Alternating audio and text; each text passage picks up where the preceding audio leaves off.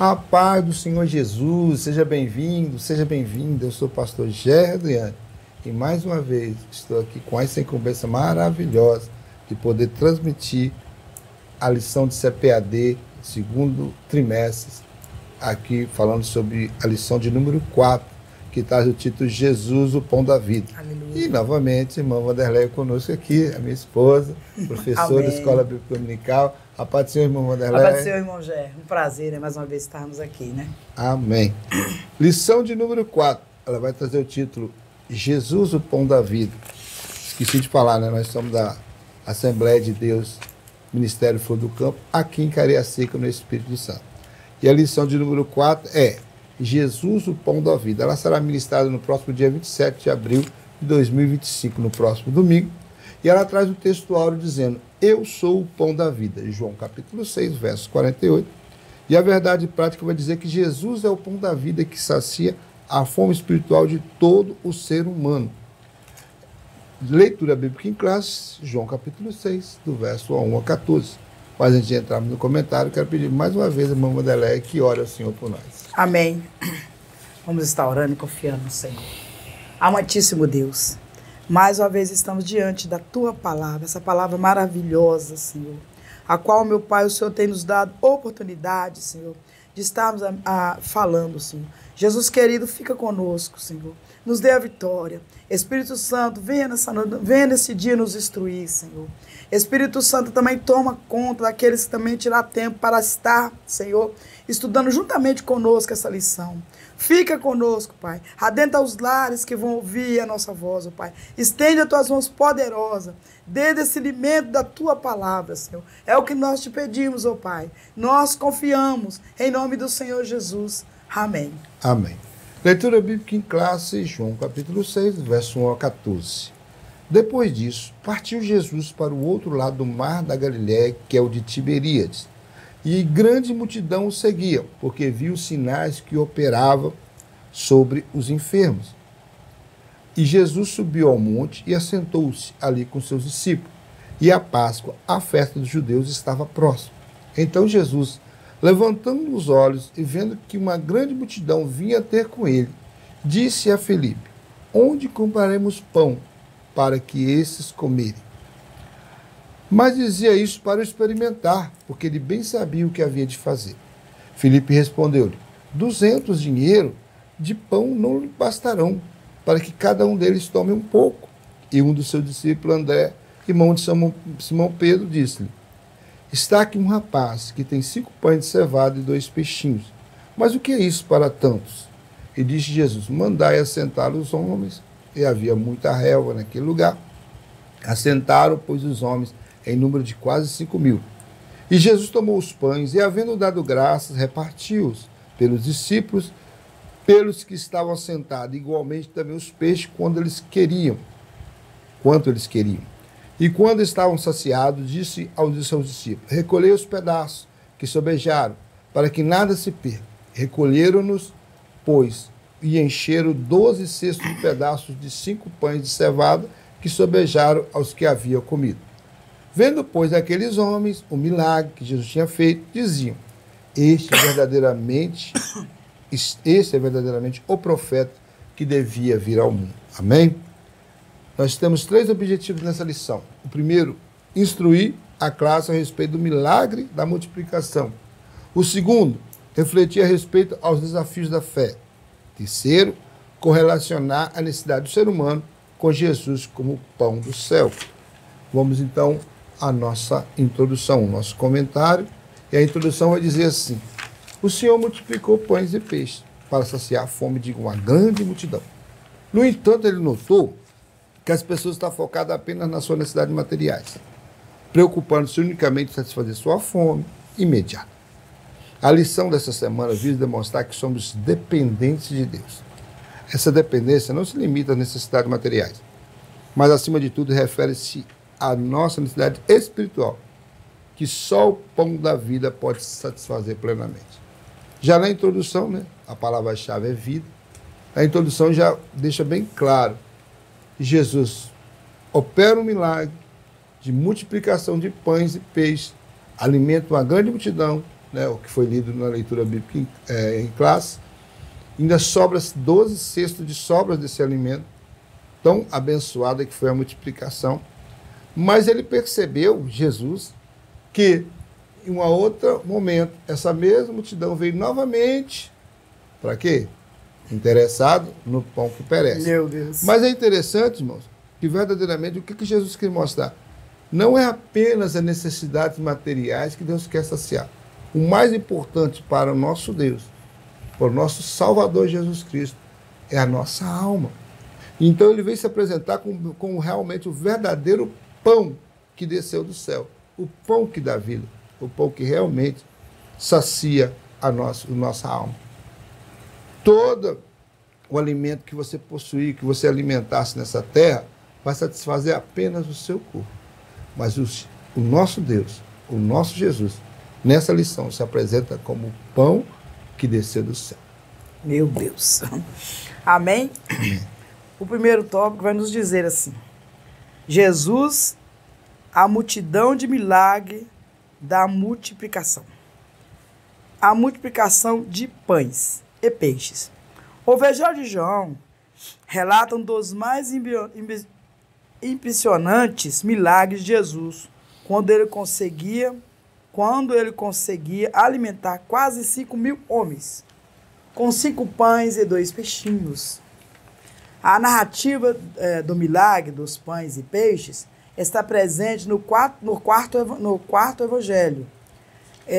No capítulo 6, versículo 1, João começa com a expressão, depois disto. Esta frase refere-se aos acontecimentos que se seguiram as palavras de Jesus dirigidas aos judeus em Jerusalém durante a provável festa da Páscoa, mencionada no capítulo 5. João, pastor Jerry, ele não preocupou com a cronologia, né? Uhum. Dos acontecimentos. Não. Então, aqui diz provavelmente que isso se aconteceu depois dos acontecimentos, não é isso? Da festa ali da Páscoa, né? Segundo os relatos. Mas nós temos que entender, irmão Jerry, que a Bíblia, ela é um livro de resumo. Na verdade, multiplicação aqui, eu falei que a Páscoa, a festa de Deus, estava próxima. É próxima. Ia acontecer. Quer dizer, era depois. É depois. Depois. Então, quer dizer, eu confundi. Mas João não preocupou, porque o João, nós sabemos que ele preocupou sempre, a preocupação de Jesus, é mostrar o poder de Deus. A parte a parte de Deus, a parte divina do Senhor, né? Não preocupou com essa cronologia, com essas coisas. E por isso que ele fala, depois disto. E é interessante também que esse relato está em todos os 4 evangelhos. Né? Quer dizer, uma coisa muito importante. Porque quando Jesus ele manda matar o cordeiro lá, quando a pessoa está saindo do Egito, né? Lá no Êxodo, né? Aquele cordeiro já se representava a Cristo, né? Então aqui João vai trazer, né, um relato de Jesus como pão da vida. E ali ele fala em todos os 4 evangelhos. Mas só que todos os 4 evangelhos... mas é a mesma coisa? Não. Todos os 4 evangelhos, cada um tem seu jeito, sua fórmula, sua forma de falar. Por exemplo, aqui nesse relato, o relato vai dizer que... João vai dizer que havia quase 5.000 homens. Agora, se você ver lá em Mateus, que eu notei aqui, não sei se eu consigo... vai dizer que havia... Mateus está no 14. Isso, vai dizer assim, quer ver, ó? 14, 13. Deixa eu ver se eu peguei aqui. Mateus 15. Ora, os que tinham comido eram 4.000 homens, além de mulheres e crianças. Em Mateus, no capítulo 15, versículo 38, já vai falar, cada um vai falar um pedacinho. Já vai falar assim, que era... Aí já vai contar. Então, quer dizer, se você for somar, era 5.000 homens, quase 5.000 homens. Mas e as mulheres e a criança? Não contaram. Nós não sabemos. Tem gente que tem 2, 3, 4, 5 filhos. A gente não sabe. Então, aproximadamente, esse milagre, Jesus alimentou aproximadamente 10.000 pessoas. É muita gente. É o mínimo, né? É o mínimo. Isso aí que a gente tá tirando por baixo, né? É Em Lucas, capítulo 9, está escrito assim: portanto, estava ali quase 5.000 homens. Disse então aos seus discípulos: fazei-o assentar em grupo de 50 e em 50. Também os relatos dos 4 evangelhos, cada um fala que eles ficaram em grupo, né?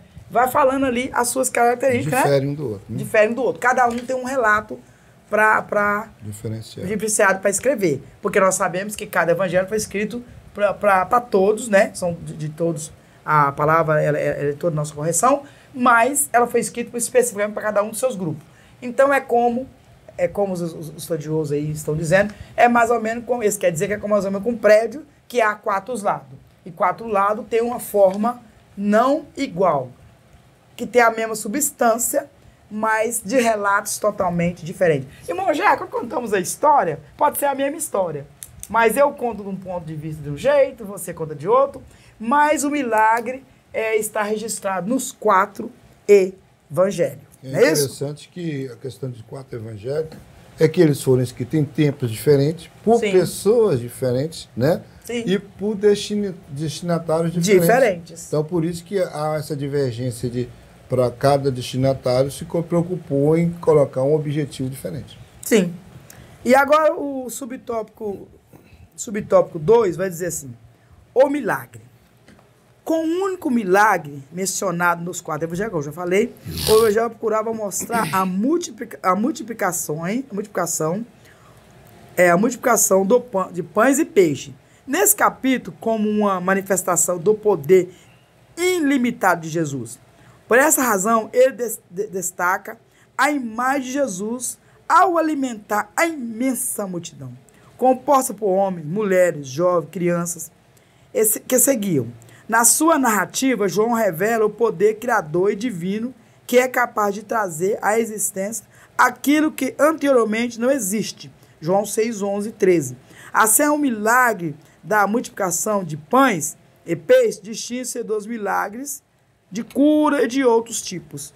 Irmão Gerry, aqui nós vemos que não há nada impossível para Deus. Nós já estudamos em várias lições que Jesus também é Deus, né? E nós sabemos, irmão Gerry, eu gostaria que o irmão Gerry definisse para mim o que é milagre. Milagre é uma ação sobrenatural. Ela está fora do nível natural das coisas acontecerem.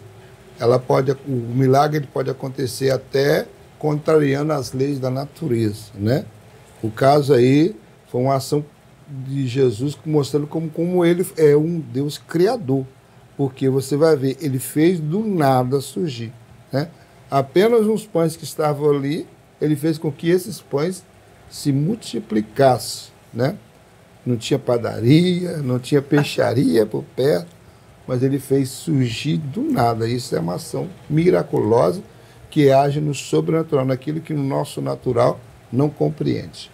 Agora, querido irmão, eu sou uma prova de milagre. Eu já vi esse milagre, eu já contemplei esse milagre e já vivi esse milagre na minha vida. Acho que eu já contei outras lições, mas vou contar de novo, que milagre nunca é demais para contar, né, irmão? Uhum.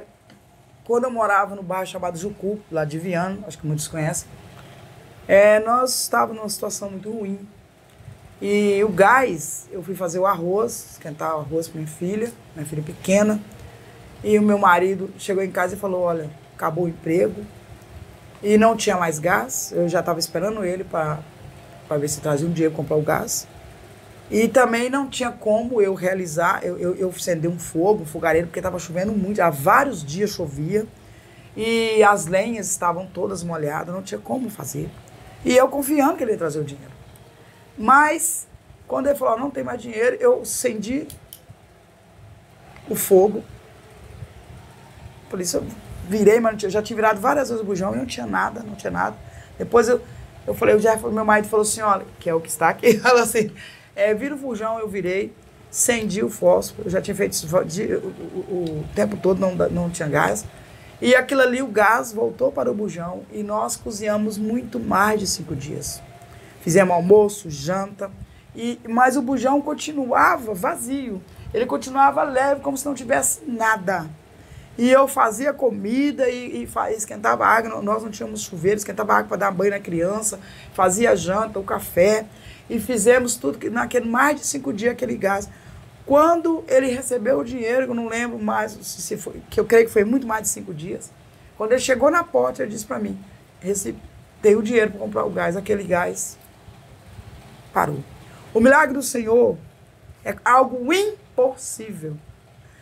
Então, se eu tenho algo que para mim não tem possibilidade de resolver, eu tenho um Deus que resolve. Porque o milagre não é o que é possível para mim, irmão Gé? Não. O que é possível para mim, Deus não faz. O que é possível para você, Ele não faz. O milagre é algo sobrenatural. O milagre é como né, está em relatos que está quando Pedro, quando cai o machado, lá parece que está na história de Eliseu. Quando o machado daquele homem cai dentro da água, você sabe que o machado é pesado, jamais um machado irá boiar. Mas ele desespera, não tinha outra ferramenta, aquilo era o ganha-pão, é a única ferramenta, emprestado, nem dele era. O que é que acontece? Eliseu, né? Ora e o machado boia. O milagre é quando nós temos uma enfermidade que o médico diz assim, não tem jeito. Acabou. A medicina condenou. E o nosso Deus vai, eita glória, e dá o brado de vitória. Quando nós chegamos perante o médico e dizemos assim, ele fala assim, olha, pode preparar a família, que não tem mais jeito. O Senhor diz assim, eu sou o Deus que tudo posso. Esse é o milagre. O milagre é aquilo que eu não posso fazer, aquilo que você não pode fazer, aquilo que a medicina não pode fazer, aquilo que eu não posso alcançar, mas que o Senhor pode fazer, porque Ele é poderoso. Amém? Amém. Terceiro subtópico, né? Uhum. Desse mesmo tópico, que fala de Jesus, a multidão e o milagre da multiplicação. Sim. No terceiro subtópico, fala assim, qual era o interesse da multidão? Vamos ver? Jesus percebeu que a multidão seguia devido aos milagres e curas que realizavam. Mas não era para escutar sua mensagem de Jerusalém. Os líderes religiosos judeus não apenas rejeitavam-no como Messias, como também procuravam a sua morte. Ao deixar Jerusalém, o Senhor desejou afastar-se para estar sós com os discípulos. Mas a presença da multidão frustrou esse desejo. Ele notou que as pessoas não estavam interessadas em ouvir a sua palavra como Filho de Deus.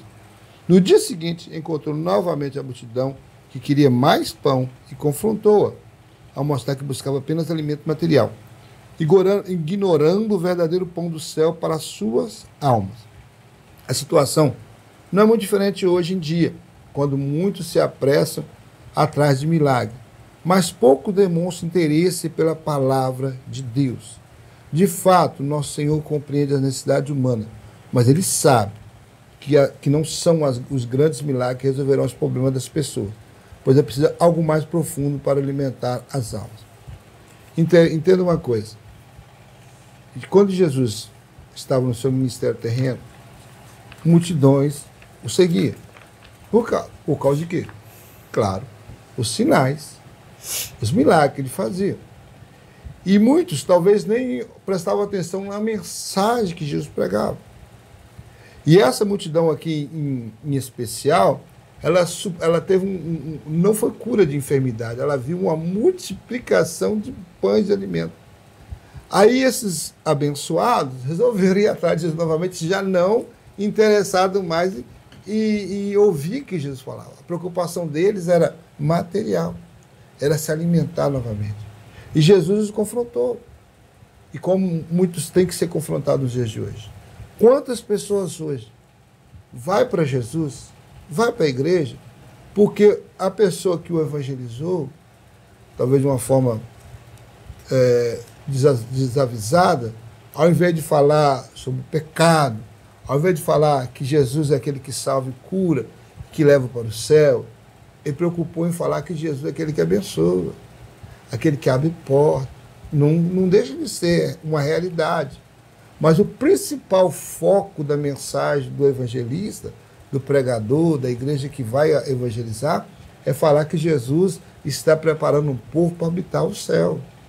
Que aqui é temporário. e que nós temos que andar em santificação para alcançar o céu. Meu Deus. Que a gente tem que ter uma mudança de vida ao encontrar Jesus. Esse deveria ser o foco da nossa mensagem. Infelizmente, né, depois do advento, da teologia da prosperidade, isso mudou muito das igrejas. A preocupação hoje muito mais é falar da chave do carro, da chave do apartamento, da vitória que você vai ter lá na sua faculdade, das coisas que você vai conseguir, aquela mensagem, né, de que você não é cauda, que você é cabeça, e que você não pode ser empregado, você tem que ser empresário. Quer dizer, são as mensagens que nós estamos ouvindo na atualidade. Eu já estou aqui, né, já pegando o texto, já estou aplicando para os dias de hoje. A verdade é o interesse da multidão lá dos dias de Jesus não é diferente da multidão dos nossos dias, não, querido. A verdade é, né, irmã Léia?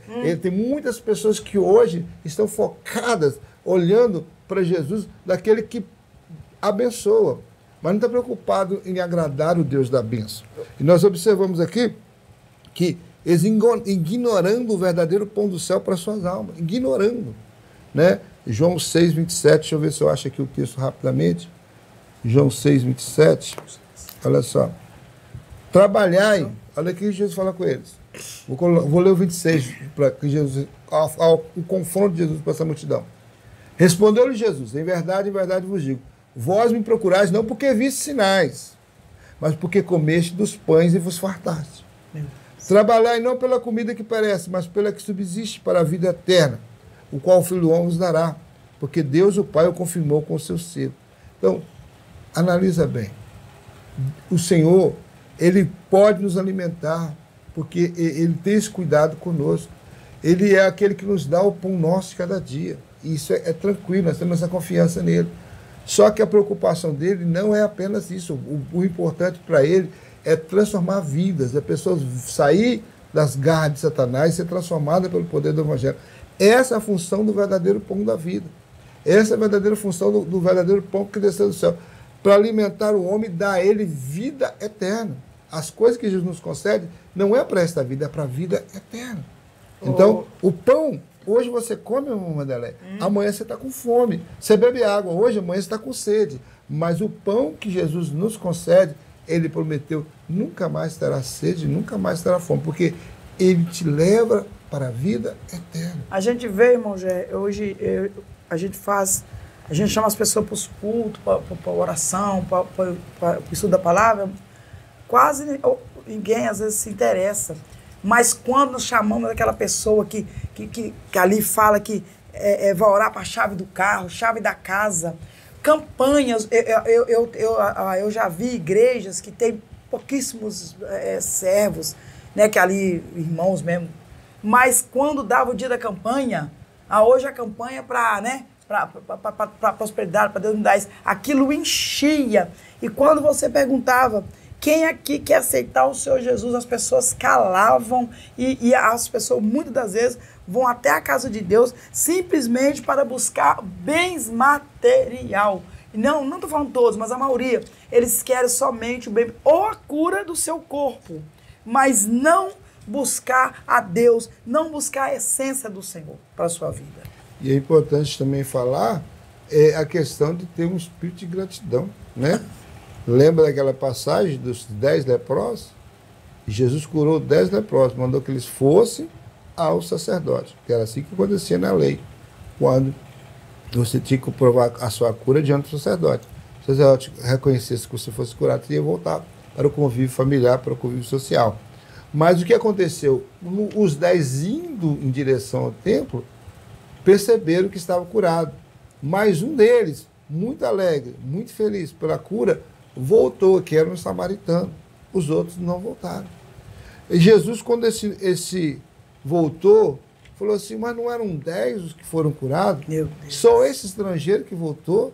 Ele falou, vai em paz, meu filho, que a sua fé te salvou. Ele não recebeu apenas uma cura física, ele recebeu uma salvação de alma. Então, isso que é importante para Jesus. Meu Deus. O foco dele é isso. Vamos para o segundo tópico, então? Jesus desafia a fé dos discípulos. Sim. Jesus desafia a fé dos discípulos. Jesus subiu ao monte. Que monte seria este? Não existe uma designação específica para a localização deste monte. Tal como em toda a região montanhosa, havia algumas elevações de terreno que, embora não fossem particularmente altas, podiam servir como um local adequado para Jesus. Ele dirigia-se aos seus discípulos, à multidão. Assim ele subiu ao monte, sentou-se com seus discípulos. A partir dali, Nosso Senhor avistou uma multidão que se dirigia ao seu encontro. Por isso, decidiu testar um dos seus discípulos. Filipe, perguntando-lhe: onde comparemos pão para que este coma? Todo o relacionamento de Jesus com seus discípulos estava sempre fundamentado em um ensinamento. E Jesus, quando ele pergunta a Filipe aqui, eu imagino o susto que Filipe levou. Você já pensou aquele monte de gente? Eu acabei de falar que era aproximadamente, que era muito mais de 10 mil pessoas. E nós sabemos que os discípulos viviam das esmolas, ajuda, né? As ofertas. E pela fé, e as pessoas... Das irmãs que abençoavam o ministério de Jesus. Isso, e eu creio que não tinha tanto dinheiro, ainda mais que Judas não era ali muito honesto, né? Mas Jesus resolve perguntar a Filipe, e Filipe assim: aonde nós teremos tanto dinheiro? Mas está aqui em... Ele chegou a falar 200 dinheiros. Isso, aí ele disse para ele, 200, eu coloquei aqui o versículo que eu não estou achando. E Filipe diz assim: mas nem se tivéssemos 200 dinheiro, segundo a explicação, parece que 200 denários, parece que um denário, segundo os estudantes, era uma diária de uma jornada, assim, de uma jornada de uma pessoa simples. Seria um caso de uma pessoa que trabalhou 200 dias. 200 aí ele falou: mesmo se nós tivéssemos 200 denários, não dava para dar esses 200 denários, não alimentaria esse povo todo. Mas Jesus, ele sempre tinha um jeito de tratar com seus discípulos. Porque Jesus sabia, né? É claro que é evidente que não tinha como, né? Mas Jesus estava mostrando para ele: meu filho. E depois ele vai dar uma grande lição, porque ele vai dizer assim: ó, meu filho, humanamente, eu trouxe um versículo aqui. Jesus, irmãos, aqui ele vai provar que ele é o verdadeiro Deus. Vocês lembram que nós estudamos nas nossas lições, foi uma grande conflito, se ele era homem, se ele era Deus? A prova de que Jesus também é Deus, no Antigo Testamento, que no Antigo Testamento, segundo a Reis, capítulo 17, no versículo 8, diz assim: então veio a ele a palavra do Senhor, dizendo: levantai e vai a Sarepe, que é a Sidom, e habita ali, eis que eu ordenarei a uma mulher viúva, que se sustente da panela a farinha, senão, 16, da panela e a farinha, senão acabou, e da botija de azeite não faltou, conforme a palavra do Senhor, que falava pelo mistério de Elias. Então, no Antigo Testamento, o Deus, né, aqui pediu a Elias, né, que fosse no tempo da seca, né, daquela confusão de Acabe, né, aquela luta ali, e fosse buscar essa viúva de Sarepe, né? Sarepta. E ali ordenou. E eu acho muito interessante, irmãos, porque Deus, ele tem o poder de todas as coisas, mas ele podia procurar uma pessoa melhor situação, mas ele resolveu ajudar aquela viúva. Irmã, como ajudar? Aquela mulher não tinha mais nada. Ela ia fazer o último pão e ia morrer, seu filho. Mas a Bíblia diz que ele chega e fala: Deus ordenou aquela viúva também para um bocado de humildade, irmão, já. Humildade para ouvir o profeta, aquele Deus que faz todas as coisas. O Senhor podia ter uma mulher rica, abastada, mas ele escolheu uma viúva. Enquanto Deus ajudava a Elias, ele também alimentava a viúva e o seu filho. E parece que essa viúva nem de Israel não era, né? Era de Sidom, era sidonita. É uma estrangeira, não é isso? Isso. Então ali... Jesus vai citar em Lucas capítulo 4 isso. Isso. Ele vai falar que havia muitas viúvas em Israel, mas foi uma viúva de Sarepta de Sidom que Deus usou para abençoar o ministério de Elias. Mas aí, irmão, já é os gentios na história. Amém. Depois, em 2 Reis, capítulo 4, Deus também multiplica a farinha. Reis, capítulo 4, 5. Partiu, pois, dele e fechou a porta sobre si, sobre os seus filhos, e eles lhe traziam os vasos e ela os enchia. Aqui o gás do azeite. Excedeu que que foram os vasos, disse a seu filho, traz-me ainda um vaso? Porém ele disse, não há mais vaso nenhum. Então o azeite parou. Agora aqui já é o caso de Eliseu. O moço morre, eu esqueci o nome do moço, Jeá. Não cito o nome, não. Não cito o nome. Um dos profetas, um dos filhos do profeta. Um dos filhos do profeta morre, deixando ali a mulher com seus 2 filhos. E essa mulher já não tinha mais não tinha como pagar as contas. E os credores já tinham vindo, queriam levar os seus filhos como escravos, porque antigamente era tradição, era o que acontecia. E ela corre a Eliseu, né? E fala assim, meu Deus, eu não tenho, o que eu vou fazer? Eu estou desesperada. E ela joga bem na cara, fala assim, o meu marido era servo do Deus Altíssimo. Isso. E a palavra diz que ali ele fala, olha, o que tu tens dentro de casa? E ela diz, não tenho nada. Mas depois, conversando ali os dois, ela diz, eu tenho somente uma botija de azeite. E ali, aquele azeite multiplica e ele fala, venda e paga todas as contas. Amém? Amém? Vamos para o segundo subtópico, então? O tempo não para, não. O desafio para os discípulos. O Senhor utilizou a situação de uma multidão necessitada para transmitir aos seus discípulos uma valiosa lição. Nesse momento, os discípulos compreenderiam que muitos desafios da missão evangélica não podem ser superados apenas com esforço humano. O discípulo Filipe foi colocado à prova por Jesus para enfrentar a dificuldade de alimentar essa multidão faminta. Aqui o Senhor estava demonstrando a limitação humana em resolver um problema complexo. Naquele local não havia comida suficiente nem possibilidade de comprar para satisfazer a necessidade da multidão. O Senhor desafiava assim a fé dos discípulos, sempre com o intuito de promover seu crescimento espiritual. Aqui houve um desafio. Na verdade, eles estavam sendo preparados por Jesus, é o colégio dos 12, né? Preparados porque através deles, eles seriam aqueles que iniciariam a igreja. Então eles deviam estar preparados para momentos difíceis, agir por fé, confiar plenamente no Senhor. E aqui nós vemos que ele desafiou os discípulos, para que ele já sabia o que ele ia fazer. Ele já tinha. Ele é um teste, né? Por ser Deus, ele já sabia que aquela multidão viria. E sabendo que a multidão viria, ele já sabia como fazer. Então, como mestre, a preocupação dele era orientar bem os seus discípulos para situações difíceis, ele saber resolver. E, na lição, está deixando claro, nós somos seres humanos limitados. Então, o justo, a Bíblia fala, viverá por fé. Então, quer dizer, viver por fé é isso, irmão. É você não olhar a limitação humana, mas crer num Deus ilimitado, crer num Deus todo-poderoso. Nós vemos no Velho Testamento, lá no livro de Êxodo, eu separei uns versículos aqui, de como Israel também desafiou a Deus, né, lá no Salmo 78, na questão de atravessar o deserto, quando Deus age como um forte na terra de Cão, lá no Egito, conseguindo com 10 pragas, né, humilhar o povo do Egito que subjugava Israel. Agora, na última das pragas, matou os primogênitos do Egito. Depois fez o povo atravessar o Mar Vermelho a pé enxuto e destruiu o exército de Faraó dentro do mar. Tudo isso eles viram, mas olha só a fala desse povo diante de um Deus tão poderoso. Salmo 78, verso 19 e 20, eles vão falar assim: falaram contra Deus. Pode acaso Deus preparar-nos mesa no deserto?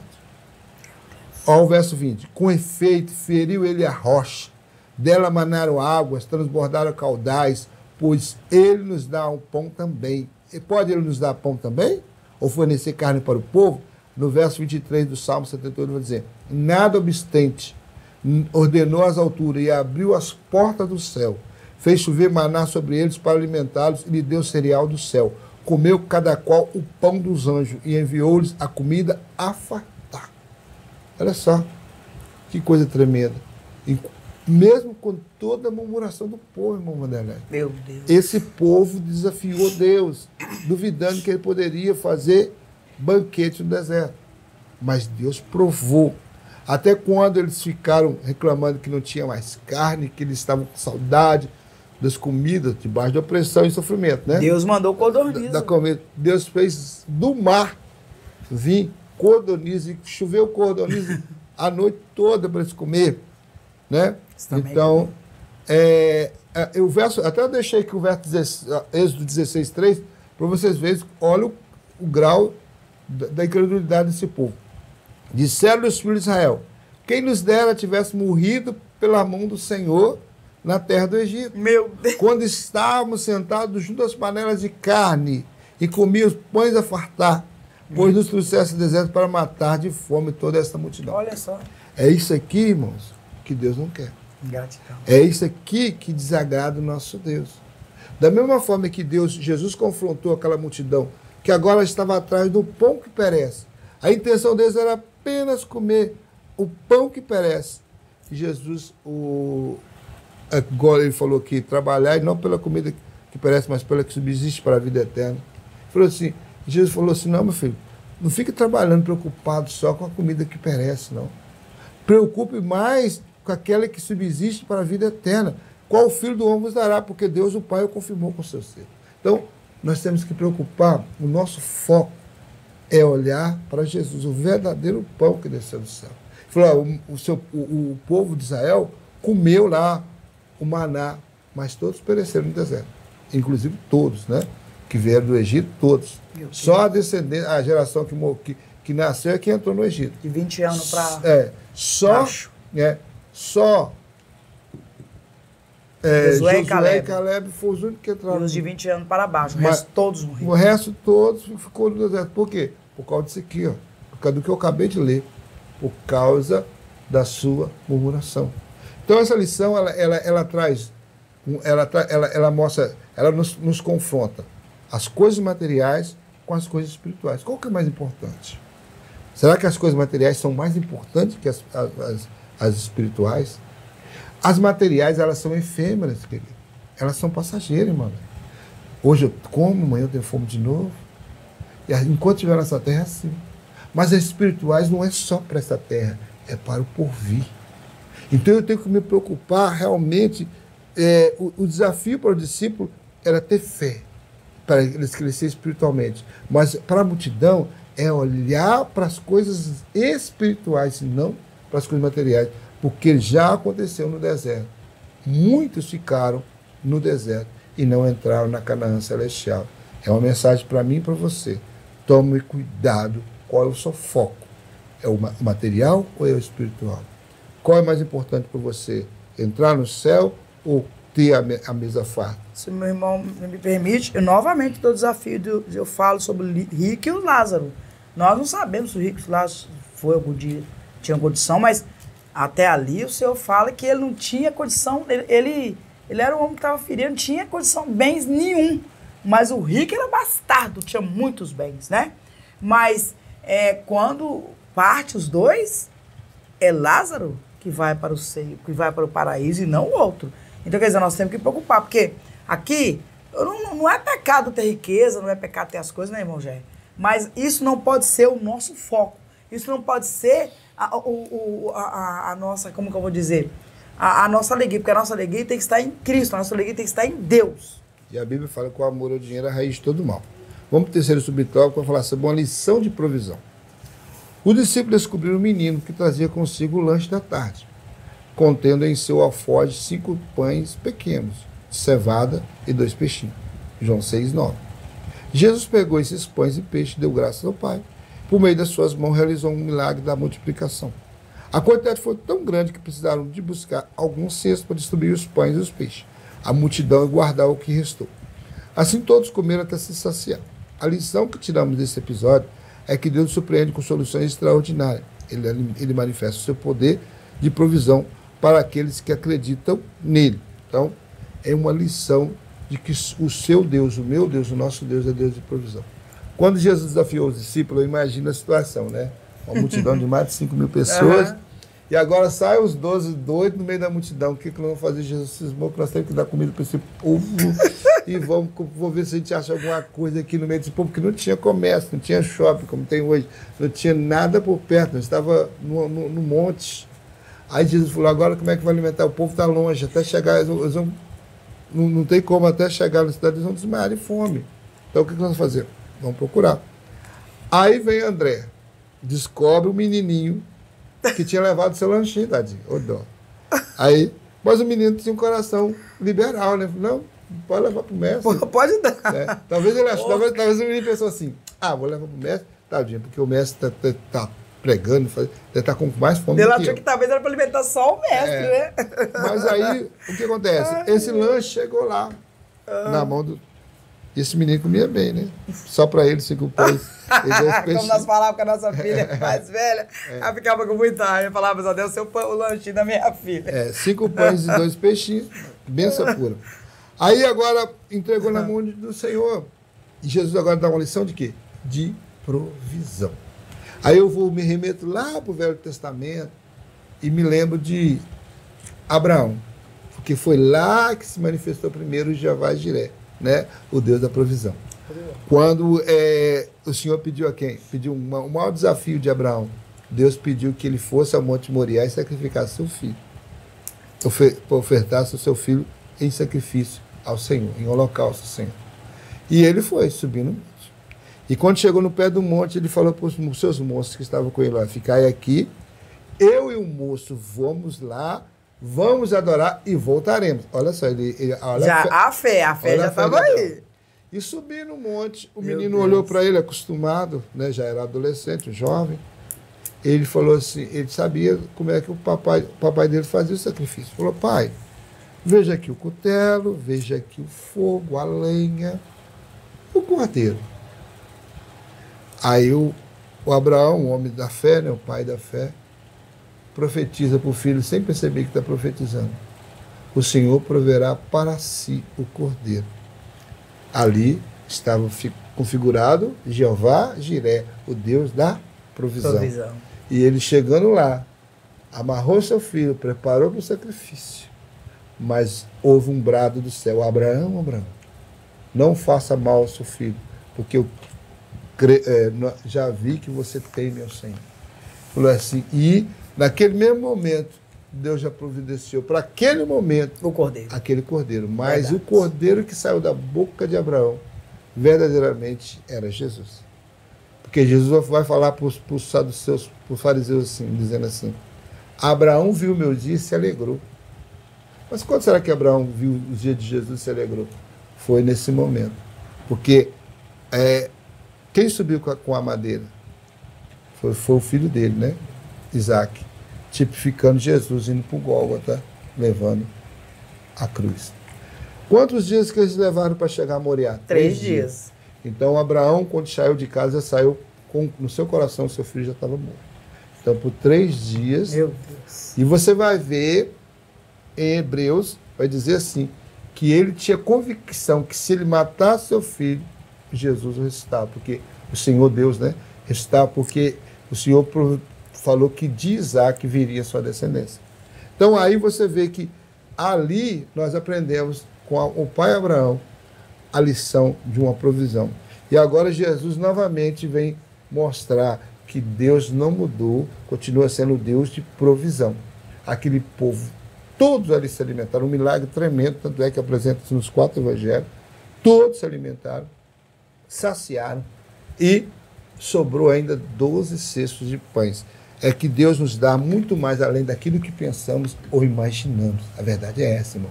Muitas vezes nós pedimos algo a Deus e não imaginamos como Deus vai nos dar. E de repente Deus faz um milagre muito maior do que você imagina, como a minha esposa acabou de contar, de situações que nós vivíamos, né? E como Deus multiplicou aquele gás para a nossa cozinha. Assim também, eu creio que se nós tivéssemos, né, nos seus comentários, se você quiser colocar lá o milagre também de multiplicação, coloque no comentário lá, tá bom?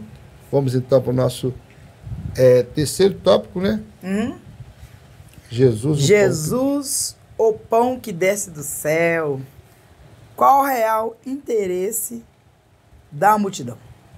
No dia seguinte ao milagre da multidão, dos pães e peixe, a multidão que havia participado buscava Jesus na região de Cafarnaum, conforme indicado em João 6:22, 6:24. Ao contrário, lá Jesus transmitiu uma mensagem clara e disse-lhes: na verdade, vou dizer que buscai não pelos sinais que viste, mas porque comeis do pão e vos saciaste, que está escrito em João capítulo 6:26. O Senhor compreendia que a percepção daquela multidão sobre ele era puramente social.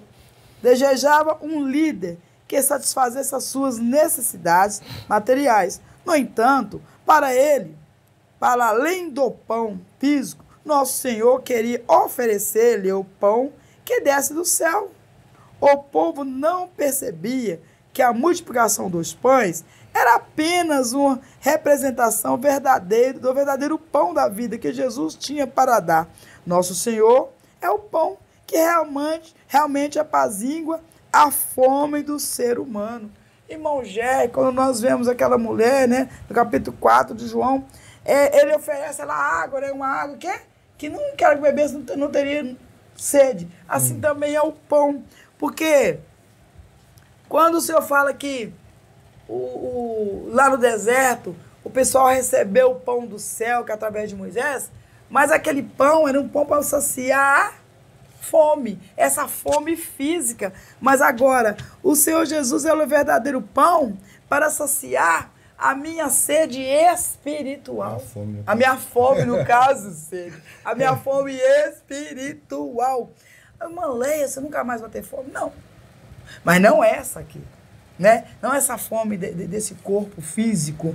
Porque, irmãos, quando nós verdadeiramente aceitamos o Senhor Jesus, eu gostaria que o irmão Jair explicasse um pouco. Por quê? Muita da gente acha assim, que quando Jesus fala nesse versículo, ele está falando da ceia. Mas não é só da ceia. Porque presta atenção, irmão Jair, quando nós tomamos a ceia, que é uma ordenança, quando nós batizamos com a ordenança, a ceia, ela não faz que eu me torne salvo. Faz? Não. Se eu tomar a ceia, vamos supor, eu estou no pecado, e eu ia simplesmente tomar a ceia na casa de Deus, os meus pecados não são tirados. Mas agora, quando eu aceito o Senhor Jesus, porque ele fala, aquele que que verdadeiro aceita a mim, quer dizer, o meu corpo significa o alimento. O alimento o quê? Espiritual. O meu sangue, não vamos beber sangue de Deus, não vamos beber o sangue verdadeiro, não. O meu sangue, que é uma representação, representa o sangue de Jesus derramado naquela cruz. Então, irmãos, às vezes, por que eu estou explicando isso, irmão Jé? Gostaria que os irmãos Jé... Por quê? Porque muitas vezes pode pensar assim, não, mas eu posso fazer o que eu quiser, mas se eu tomar a ceia e batizar, eu estarei no céu. Não é assim, irmão Jé. Não é assim. Vamos ler João capítulo 6, verso 32 e 33, ele fala assim. Sim, é o que está falando. Replicou-lhe Jesus, em verdade vos digo, não foi Moisés que vos deu o pão do céu. O verdadeiro pão do céu é o meu Pai quem vos dá. Porque o pão de Deus é o que desce do céu e dá vida ao mundo. Olha só, eu vou frisar esse versículo final que eu li agora. Porque o pão de Deus é o que desce do céu e dá vida ao mundo. Ao mundo. É interessante aqui, que eu até anotei aqui, que o comentarista, ele fez diferente. Aqui ele colocou o título dessa lição dizendo Jesus, o pão da vida. Mas já no seu livro de apoio, ele vai colocar Jesus, o pão que dá vida ao mundo. Então, o dar vida ao mundo é muito mais do que simplesmente uma ceia. Porque a ceia, o que a ceia representa para nós? Um memorial. A Bíblia fala, lembrando a sua morte até que venha. Então, todo mês é um momento, chamado auto-juízo da igreja. Sim. Que a igreja vai se autodisciplinar, vai olhar para si mesmo. É o momento que a igreja tira os olhos ao redor e o crente olha para si. E aí ele vai ver se realmente está em condição, se está em comunhão com o céu e está em comunhão com a sua igreja. Então, essa é a realidade da ceia. Só que aqui, quando você olha esse texto, você vai ver o que eu acabei de ler agora, você vai ver interessante isso aí. Que ele falou, esse pão que o Pai vos dá, que falou, olha, se vocês falam que Moisés vos deu o pão no deserto, mas o pão que desceu do céu. Mas o verdadeiro pão do céu, quem te dá é o meu Pai, porque sou eu. Né? Ele está dizendo assim. Sim. Porque eu sou o pão de Deus. Né? É o que desce do céu e dá vida ao mundo. Essa vida aqui não é a vida física, não, querido, porque você já está vivo, você está aí me ouvindo, você já está caminhando. Agora, a vida que Jesus dá, ela é muito mais excelente que a vida eterna. Lembra de João 3,16? Quando o Senhor fala assim, Deus amou o mundo, João mesmo fala, né? Deus amou o mundo de tal maneira que deu seu Filho unigênito para que todo que nele crê não pereça, mas tenha vida eterna. Então, é esse pão, é esse Jesus que foi dado ao mundo para que o mundo tivesse vida através dele. Não essa vida física. Que lembra que quando Adão peca, mas Eva lá no Éden, ele tem a morte espiritual automática, né? Eles vão ver que são nus. Então a morte espiritual começou lá no Éden e foi transmitido para toda a humanidade. Mas Jesus, segundo Adão, veio com essa incumbência de trazer vida e vida com abundância. E essa vida é a vida espiritual. É a alma que vai ser saciada, não vai ser mais a carne, não vai ser apenas o corpo físico, porque esse corpo ele perece. Não é esse corpo que perece, mas é a sua alma que viverá para toda a eternidade. Amém, irmão? João 6,36, vou ler o versículo todo, porque os irmãos entendem. João 6, 36, 31, versículo 31 diz assim: nossos pais comeram, que o senhor já falou, né? O maná no deserto, como está escrito, Deus lhe a comer o pão do céu. E disse-lhe, pois, Jesus, na verdade vos te digo que Moisés não vos deu o pão do céu, mas meu Pai vos dá a verdadeiro pão do céu. 33, porque o pão de Deus é aquele que desce do céu e dá vida ao mundo. E disse-lhe, pois o Senhor dá-nos sempre desse pão. E Jesus lhe disse, eu sou o pão da vida. Aquele que vem a mim não terá fome, e crê em mim, e nunca mais terá sede. Então não tem. Nós não vamos a Jesus, não temos mais fome nem sede. Isso. Então, aqui, verdadeiramente, esses 3 versículos, João 6, está explicando geralmente que nós, para estar em comunhão, nós temos que ir a Jesus, aceitar o seu sacrifício para que nós possamos estar com ele. E amém? É o que, né? É a total dependência dele. Vamos lá, então, para o segundo subtópico, o terceiro tópico, para falar sobre o pão do céu. Não é preciso debater a respeito da identidade do pão do céu, pois está do próprio Jesus, né? Nosso Senhor confirma a sua identidade divina, quando diz, eu sou, a Léa acabou de ler agora, eu sou o pão da vida. Há pelo menos 7 declarações somente no Evangelho de João, que identifica essa identidade divina. Número 1, eu sou o pão da vida. Ela leu agora 6,35. Eu sou a luz do mundo, 8,12. Eu sou a porta das ovelhas, 10, 7, 9. Eu sou o bom pastor, 10, 11, 14. Eu sou a ressurreição à vida, 11, 25. Tudo no livro de João, tá? E eu sou o caminho, a verdade e a vida, João 14, 6. E tem eu sou a videira verdadeira, João 15, 1 e 5. Há uma comparação no versículo 32 entre o maná na peregrinação de Israel, no deserto sob a liderança de Moisés, com o verdadeiro pão que desce do céu. Ou seja, o próprio Cristo, nosso Senhor, que afirma que quem se alimenta desse pão viverá para sempre. Para sempre. Então, essa comparação, né? Vamos voltar aqui no início aqui. Não precisa ter mais dúvida alguma que esse pão que Jesus está falando aqui, o pão que desceu do céu, que o próprio Deus enviou, é o próprio Cristo. E a Léa acabou de ler aqui um texto que realmente corrobora com isso. No verso 35, né, declarou para Jesus, eu sou o pão da vida, quem vem a mim jamais terá fome, e quem crê em mim jamais terá sede. Então, o que ele quer dizer? Ele está dizendo para mim e para você que ele é o alimento completo para a sua alma, para a minha alma, que ele nos sacia e nos dá uma convicção de vida eterna.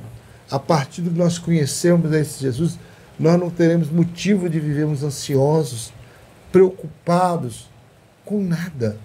Nós vamos, né, quando você lê Mateus 6, que vai falar sobre ansiedade, não é certo o crente ser ansioso, porque se ele tem o alimento perfeito, se Deus já enviou o pão da vida, que é o próprio Cristo, para alimentá-lo e dar vida, por que ele ainda vai viver ansioso? E ainda, né, nesse Evangelho de João, como nós falamos desde o princípio, desde a primeira lição, João se preocupou em ensinar sobre a deidade de Jesus, a divindade dele. Então, nada mais, nada menos, seja no Evangelho de Jesus, que ele faz 7 declarações apresentando a expressão divina, eu sou, né? Eu sou o pão da vida, eu sou a luz do mundo, eu sou a porta das ovelhas. Tudo isso para corroborar, dizendo que ele é igual ao Pai, como nós lemos já lá no primeiro versículo do primeiro capítulo de João, né? No princípio era o verbo estava com Deus, o verbo era Deus. Então, aí não tem dúvida nenhuma. Então, essa fala dele é totalmente dele, é a identidade dele. Ele é Deus. E sendo Deus, verdadeiramente, ele tem totalmente o direito. E aí ele faz comparação do maná na peregrinação de Israel, sobre a liderança de Moisés. E é algo que nós temos que tomar como muito importante para mim e para a sua vida. Porque você tem que dizer assim, enquanto Israel, saindo do Egito, né, que tipificava a igreja, foi alimentado com pão para alimentar o corpo, na atualidade, a igreja no deserto desta vida, esperando chegar a Canaã Celestial, está sendo alimentada pelo próprio Deus. Tá, glória. Agora não é mais um pão apenas para alimentar a minha carne, é para alimentar a minha alma. Hoje nós somos morada e habitação do Espírito Santo. Hoje, quanto mais convicção nós temos nessa lição, de que o Senhor cuida de nós, da nossa total integralidade, do nosso corpo, nossa alma e nosso espírito. Amém? E o que é comer pão? Agora é você. Terceiro tópico? É você, né? Não, eu sou a conclusão. Ah, tá. É porque não marcou aqui, né? Esqueci. Vamos lá, então. O que é comer pão? Observamos a mudança nas palavras de Jesus ao passar de o pão vivo que desceu do céu. Para o pão que eu der é a minha carne. João 6,51. Mais tarde, o apóstolo Paulo fez uma associação simbólica entre o pão da ceia do Senhor e a carne de Jesus, afirmando: isto é meu corpo, isto é meu sangue. 1 Coríntios 11, 24, 5. De forma evidente, ao mencionar a partilha de sua carne, o nosso Senhor refere-se à sua morte na cruz, onde oferece a sua vida em prol dos pecadores que se arrependem e creem no Evangelho, proporcionando a salvação e a vida eterna. Então, o próprio texto que o comentarista, né, o pastor Leonardo Cabral, já deixa bem claro aqui que é apenas algo simbólico, né? Quando nós ceiamos ali o pão, né, e o cálice de suco de uva, representa simbolicamente, após orado, né? Nós não acreditamos nessa transubstanciação que alguns acreditam, né? Que o pão vai virar o corpo de Jesus, que o sangue, que o vinho, não. Nós não acreditamos nessa transubstanciação, não. Nós acreditamos que simbolicamente a ceia é apenas uma representação. Jesus participou da última Páscoa com seus discípulos e logo naquela última Páscoa ele já instituiu a Santa Ceia para que fosse um memorial da igreja, como Israel tinha a comemoração da Páscoa, né? Lembrando o seu livramento das garras lá de Faraó e trazendo para a Canaã Celestial. A ceia também é um memorial, lembrando que foi lá no Calvário, né? Que também nós somos salvos, né? Foi lá no Calvário que o Senhor nos livrou das garras de Satanás e nos preparou um céu, uma morada eterna. E então, também é claro e evidente, né, irmão Jé, que é lógico que quando nós tomamos a Santa Ceia, que simboliza o corpo do Senhor Jesus e o vinho, o sangue, é claro que devemos nos examinarmos a nós mesmos. Porque também quando tomamos a ceia em pecado, isso é para nossa condenação. Parece que Paulo, né? Que fala isso. Nós também tomamos para nossa condenação. Então, quando estamos tomando o cálice, consumir o pão e o cálice, nós devemos saber que nos lembra que Jesus morreu na cruz por mim e que para mim tomar o cálice e comer daquele pão, eu estou dizendo que eu estou em plena comunhão com Deus e também com os meus irmãos. Então, o comer o pão aí, realmente, Jesus já estava... A mensagem de Jesus é a seguinte: eu vou entregar o meu corpo. Sim. O meu corpo será entregue por vós. Tanto é que ele mesmo falou: eu dou a minha vida para depois tomá-la. Então, ele estava se oferecendo por libação. Ele estava se oferecendo. Então, ali eles já estavam antecedendo para aquelas pessoas que realmente eu não vim apenas para ser um pão por aparência. Eu vou me entregar totalmente por vocês, né? Porque nós sabemos que os judeus rejeitaram o Senhor Jesus porque eles achavam que... Aqui explicou muito bem, o Jesus foi duro com eles, porque você vê que eles, a primeira vez o Senhor deu eles o pão, eles já veio buscar uma coisa que perece, já vão buscar um bem daqui dessa terra, não é isso? E Jesus, porque eles rejeitaram, acharam que ele via como um rei que ia, né, suprir todas as suas necessidades política, social, material, o espiritual era a última coisa que eles pensavam. Mas Jesus fez totalmente ao contrário. Ele veio suprir as suas necessidades, primeiro, espiritual. Então, por isso, eles os rejeitou. Conclusão, irmão. Conclusão diz assim: nessa lição, compreendemos que Jesus é o pão da vida. Ele se ofereceu por nós. Assim, aqueles que se alimentam de sua palavra satisfaz a sua fome espiritual, recebe a vida eterna. O nosso Senhor é o pão que veio do céu, um alimento inextinguível, que nos nutre para sempre. Por consequente, não devemos limitar-nos ao alimento material. Não tem uma função fisiológica relevante, porém passageira.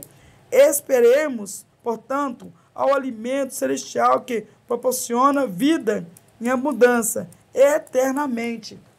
Irmão Gerry, nós, como diz Paulo, você sabia que nós não somos daqui? Que nós somos cidadãos do céu. Verdade. Eu e você estamos aqui de passagem. Eu e você estamos aqui por um mero tempo. É passageiro isso aqui. Eu tenho 2 cidadanias, você tem 2 cidadanias, não é não, irmão Gerry? Nós somos cidadãos aqui da terra, mas também somos cidadãos aqui do céu. Por exemplo, a minha irmã, tem gente que tem 2, 3 cidadanias. Por exemplo, a minha irmã, ela é brasileira, igual eu, mas ela tem a cidadania brasileira, né? E tem a cidadania portuguesa. Tem pessoas que têm a cidadania portuguesa, às vezes tem a cidadania americana, mas nós somos cidadão também do céu, que é a principal, né, irmão Gerry? Em João, capítulo 17, para não ficar só nas minhas palavras, versículo 3 diz assim: agora vou para ti e digo isto no mundo, para que tenhas a minha alegria completa em si mesmo. 14. Dê-lhes a tua palavra, e o mundo os odiou, porque não são do mundo, assim como eu não sou do mundo. Jesus diz assim para os seus discípulos que eles não são do mundo. E como ele deu a palavra dele para eles, o mundo o odiou. Agora diz assim, capítulo 15. Não peço que os tire do mundo, mas que os livre do mal. 16. Não são do mundo como eu do mundo não sou. Santifica-os na verdade. A tua palavra é a verdade. Em Filipenses também diz assim, versículo 3, 20. Mas a nossa cidade está nos céus, onde também esperamos o Salvador, o Senhor Jesus Cristo, que transformará o nosso corpo abatido, irmão Gerry, para ser conforme o seu corpo glorioso, segundo sua eficácia, poder de sujeitar também a si todas as coisas. Então, irmão Gerry, eu não sou desse mundo, e como prova, eu disse para vocês aqui esse versículo. Quando eu ir para a minha casa é permanente, irmão Gerry. Esse corpo aqui, tão frágil, tão doente, oh Espírito Santo, ele vai ser revestido de um corpo glorioso, um corpo forte, um corpo turbinado, né, irmão Gerry? E eu estarei junto com o Senhor na minha casa, porque a minha casa não é aqui, a sua casa não é aqui. Não se apegue a essa casa terrena. Nós estamos esperando o dia, nós vamos um dia adentrar as mansões celestiais. Amém? Então, estamos terminando o nosso vídeo, né? Já passamos do nosso horário, mas eu quero deixar um conselho. Não falte a escola bíblica dominical. Vá aos domingos, seja de manhã, seja à tarde, no seu horário que é na sua igreja, mas não perca a escola bíblica dominical. E quanto ao nosso vídeo, fique com total liberdade para compartilhar, para mandar para os amigos, ou até mesmo entrar na página e se inscrever, tá bom? Que Deus em Cristo nos abençoe. Amém. Em Deus nome de Jesus. abençoe a cada um de vocês, né? Amém?